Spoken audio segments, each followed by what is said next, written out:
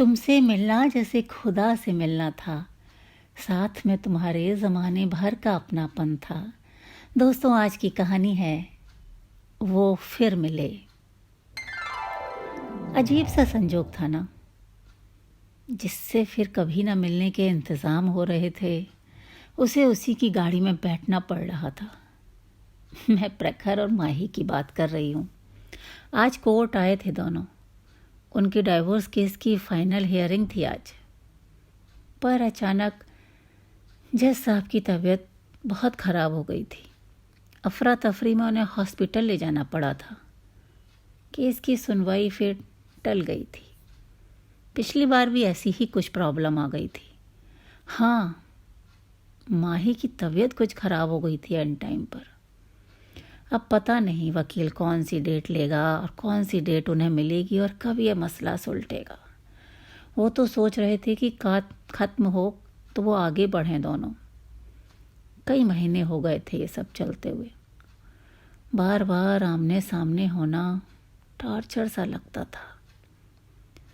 दोनों के घर वालों ने, सगे संबंधियों ने, दोस्तों ने, यहाँ तक कि लीगल काउंसलर ने भी दोनों को समझाने की बहुत कोशिश की थी कि वो सोच लें अच्छी तरह। ज़िंदगी के इतने बड़े फैसले यूं ही आनन फानन में नहीं लिए जाते हैं। मगर उनकी राय में तो उन्होंने एक दूसरे को काफ़ी समझ लिया था इन 2 सालों में। दोनों के नेचर में बहुत फ़र्क है, शौक़ों में बहुत फ़र्क है। क्या फ़ायदा एक दूसरे पर अपनी पसंद और अपनी मर्ज़ी थोपने के। सो बस जितनी जल्दी घर वालों ने शादी कर दी थी, उतनी ही जल्दी इन दोनों ने भी अलग होने का फ़ैसला कर लिया था। बहसबाजी और एक दूसरे पर आरोप प्रत्यारोप इतने लगाने लगे थे कि उन्हें यही रास्ता सबसे ठीक लगा था कि बस अलग हो जाओ और अपनी अपनी ज़िंदगी अपने अपने हिसाब से गुजार लो। अब समझाने वाले भी तो एक लिमिट तक ही समझा सकते हैं ना, और उनकी लिमिट जहाँ ख़त्म होती थी वहाँ इन दोनों की अपनी शुरू होती थी। उनकी अपनी हदें, अपने लिए कुछ भी कर गुजरने की चाह। हमारी ज़िंदगी है भाई, हम जो चाहें सो करें, तुम्हारी बला से। सो बस ये कोर्ट कचहरी और वकीलों का उबाऊ किस्सा शुरू हो गया था, जिसका उन्हें आभास तक नहीं था। उन्हें तो डाइवोर्स, तलाक, अलग होना एक खेल सा लगा था बस, कि सोचेंगे, कोर्ट जाएंगे और बस काम खत्म। फिर तुम अपने रास्ते, हम अपने रास्ते। बेवकूफ़ ये भूल गए थे कि किसी की आदत पड़ने के लिए 2 साल क्या, 2 महीने, 2 हफ्ते, 2 दिन ही बहुत होते हैं।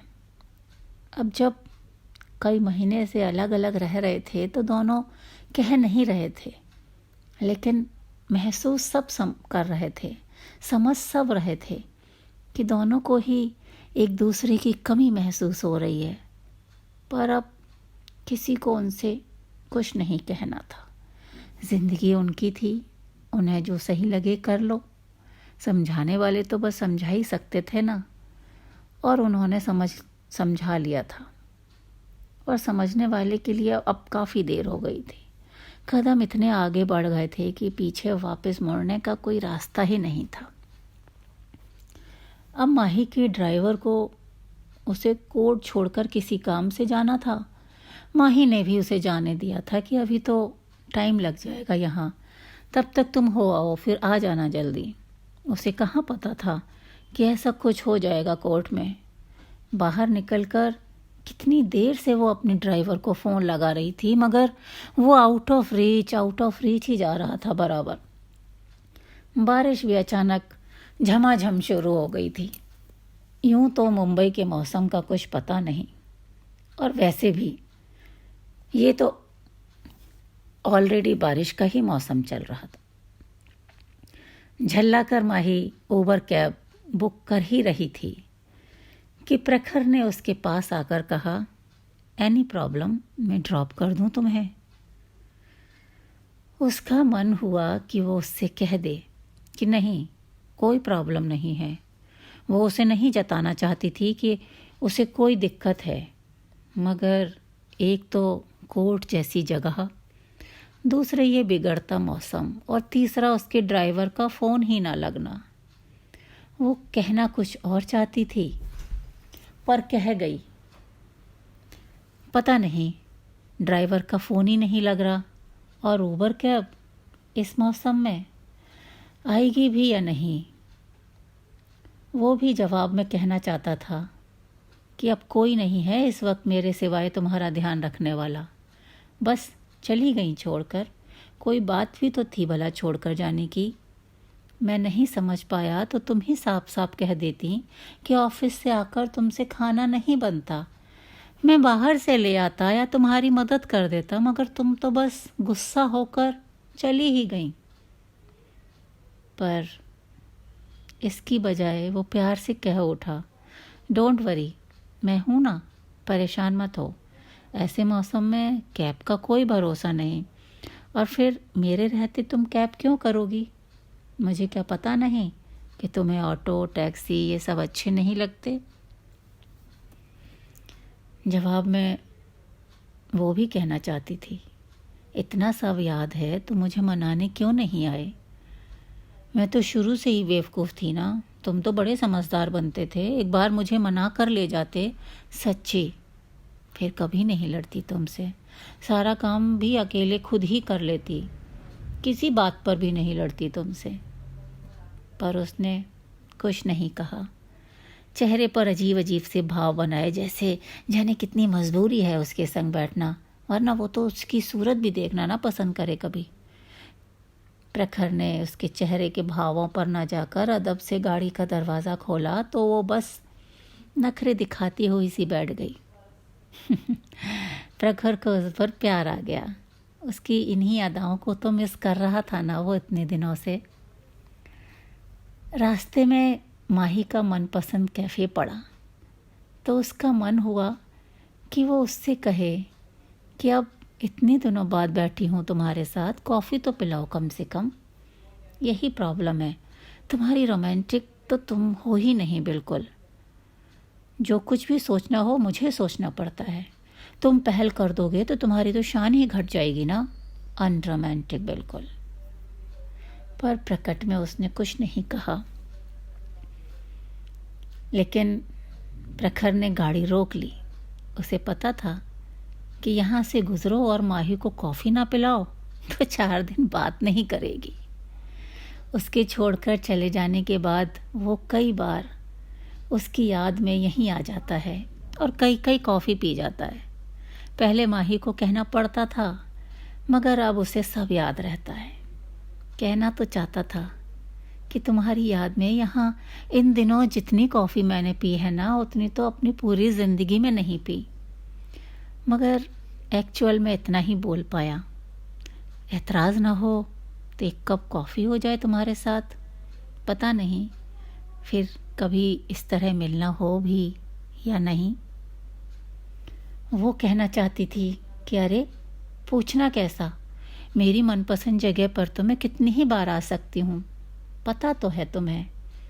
एक बार तो यहाँ कॉफ़ी पीने की इतनी इच्छा हुई थी कि रात के 11 बजे तुम्हें ज़बरदस्ती लेकर आई थी। कितना गुस्सा से भी हो गए थे ना तुम कि किसी चीज़ का इतना भी क्या एडिक्शन कि समय या दूसरे की कोई प्रॉब्लम का ध्यान ही ना रखा जाए। पर कहाँ कह पाई माही भी ये सब। बोली धीरे से बस इतना ही, श्योर। कॉफ़ी टेबल पर ऑर्डर लेने इत्तेफाक से परिचित वेटर ही आया। मुस्कुराकर बोला, वही 1 कैपेचिनो और 1 2 शॉट्स एस्प्रेसो ना सर। प्रखर कहना चाहता था कि बहुत कुछ बदल गया है अब, पता नहीं इसे अभी एस्प्रेसो लेनी है या कुछ और, मगर मुझे तो वही पसंद है, अपनी कैपेचिनो, जैसे मुझे अभी भी यही पसंद है अपनी झगड़ेलू लड़ाकू माही। उसे सिंगल जान इस बीच ऑफिस में कितनी ही लड़कियों ने उस पर लाइन मारने की कोशिश की, मगर कहाँ किसी से जुड़ पाया कभी। हर एक की सूरत में माही ढूंढता रहा हमेशा। अक्सर उससे ख्यालों में बातें करता। क्यों इतना गुस्सा आता था तुम्हें यार? एक बार भी अपने प्यार भरे लम्हे याद नहीं आए तुम्हें? एक फ़ोन ही कर देती, मैं दौड़ कर आ जाता तुम्हें लेने। पर मुझे खुद ही चले जाना चाहिए था ना तुम्हें लेने। पता तो था कि तुम कितनी नखरीली हो, अपने आप तो कभी कहोगी नहीं कि मुझे तुम्हारी याद आ रही है, ले जाओ। मैं भी क्यों अपनी अकड़ दिखाता रहा। सीधे तुम्हारे घर पहुंचकर तुमसे सॉरी कह देता, चाहे मेरी गलती हो या ना हो, क्या फ़र्क पड़ता है। तुमसे सॉरी कह के आई लव यू कह देता तो तुम आ ही जाती ना मेरे साथ। पर नहीं कह पाया वो ये सब। कहा सिर्फ इतना, मेरी तो वही कैपेचिनो। आगे इससे पहले वो कुछ कहता, माही भी बोल पड़ी, हाँ भैया 2 शॉट्स एस्प्रेसो के अलावा और कुछ नहीं। कहना तो वो भी यही चाहती थी कि मेरी आदत नहीं है बार बार अपनी पसंद बदलने की। जो एक बार पसंद कर लिया तो कर लिया। उसके पड़ोस में ही रहता है शशांक। वो मायके आ गई तो वो फिर से उसे पाने के ख्वाब देखने लगा। माँ पापा भी तो कई बार इशारा कर चुके हैं कि अच्छा लड़का है, देखा भाला है, अच्छी सरकारी नौकरी में है। एक दिन तो कैसे वो बिगड़ ही पड़ी थी ना माँ पर भी। बाद में सोचा भी था खुद के नेचर पर, यार इतनी जल्दी क्यों गुस्सा आ जाता है मुझे। काश कि खुद पर कंट्रोल करती तो आज अपने प्रखर के पास होती। माँ को यूँ रोज़ रोज़ इस विषय पर बात तो न करनी पड़ती। अब वो पेरेंट्स हैं, उन्हें तो चिंता होगी ना अपनी बेटी के भविष्य की। अभी मेरी उम्र ही क्या है। पर उस दिन शायद पहली बार उसने मम्मी को सॉरी बोला था। मम्मी कितना खुश हो गई थी। काश कि वो प्रखर को भी सॉरी बोल पाती। गलती तो उसी की थी, उसी की नाक पर गुस्सा रहता था हरदम। कभी टोका नहीं ना उसे किसी ने। हमेशा मम्मी पापा भाई की लाडली जो रही, जो कहती सब मान लेते। मानता तो प्रखर भी था, पर उस दिन उसे भी गुस्सा आ ही गया था। उसके जाने की बात पर गुस्से में कह बैठा था कि ठीक है जाओ, देखें कोई कब तक उठाता है तुम्हारे नखरे। अभी भी मान जाओ, इतना गुस्सा ठीक नहीं, पछताओगी। और पछता ही तो रही थी वो। ससुराल में भी सब उसी को दोषी मानते थे और मायके में भी। भाभी ने भी एक दिन प्यार से समझाया था, बात को ज़्यादा बढ़ाओ मत माही। कभी झगड़ा कभी प्यार, यही तो मैरिज लाइफ है। चली जाओ अपने घर, अभी भी देर नहीं हुई है। और उसने बजाय भाभी की बात समझ के अपनी ही ऐट में जवाब दे दिया था, मेरा यहाँ रहना आपको बुरा लग रहा है तो कहीं और चली जाऊँगी। अगर प्रखर को ले जाना होता तो वो खुद आता ना मनाने, अपने आप तो नहीं जाऊँगी ना मैं। बस तो फिर ना वो आया अपनी ऐट में और ना वो गई। बात यूं ही बढ़ती चली गई। कॉफ़ी आ गई थी और वो खामोशी से इधर उधर देखते हुए अपनी अपनी कॉफ़ी सिप करते रहे कि प्रखर ही बोला फाइनली, इतनी खामोश कब से रहने लगी? तुम तो हर समय चपड़ चपड़ बोलती रहती थी, मुझे भी कभी नहीं बोलने देती थी। तो अब तुम ही बोलो ना, पहले मैंने बोलने जो नहीं दिया, अब कर लो अपने मन की। उसने फिर अपने नेचर के मुताबिक कुछ तल की और कुछ नखरे से कहा, थैंक यू सो मच मुझे बोलने देने के लिए। अब मैं ही बोलूँगा बस, और तुम सुनना। और सबसे पहले मुझे बोलना है सॉरी। सॉरी कि मैं तुम्हें मनाने नहीं आया। आई लव यू नहीं रहा जाता तुम्हारे बिना यार। पहले ही बोल देते ना, मेरा यही नखरा और यही गुस्सा तो तुम्हें अच्छा लगता था ना। कितना इंतज़ार किया मैंने तुम्हारा। बोलना नहीं था खुद से तो एक मिस कॉल ही दे देती, बस मैं समझ जाता अपनी माही की बात को। तो अब समझ जाओ ना। मुझे इन दिनों एहसास हो गया है कि I also love you so much. तो इसी बात पर एक एक कप कॉफ़ी और मंगाएं फिर। हाँ, और इस बार ट्रफल चॉकलेट पेस्ट्री भी। श्योर, ताकि तुम अब मीठी मीठी बातें करो मुझसे, बस गुस्सा बिल्कुल नहीं। क्या कहा? मैं कड़वी हूँ? कड़वी बातें करती हूँ? एक तुम ही अच्छी बातें करते हो ना, बस ठीक है, नहीं बोलती कुछ। और फिर दोनों एक दूसरे को देख खिलखिलाकर हंस पड़े। आसपास का सारा माहौल मानो उनकी इस खनकती हंसी में शामिल हो गया था। दोबारा ऑर्डर लेने आया वेटर भी मुस्कुरा पड़ा। अब सब ठीक था इस प्यारे कपल के बीच। पहले अजीब अजीब सा लग रहा था। हंसते हंसते वो भी उनका ऑर्डर लेने चला गया। तभी दोनों के फ़ोन पर एक साथ उनके वकीलों के फ़ोन बज उठे। दोनों ने ही पूछा, अगली डेट कब की लें सर? जवाब में दोनों ने भी एक साथ हंसते हुए कहा, कभी नहीं, कभी नहीं। तो आज की मेरी बात बस यहीं तक दोस्तों। अगली कहानी के साथ फिर हाजिर होती हूँ आपके बीच। तब तक आप करते रहिए मेरे इस चैनल को लाइक और सब्सक्राइब। अपना ध्यान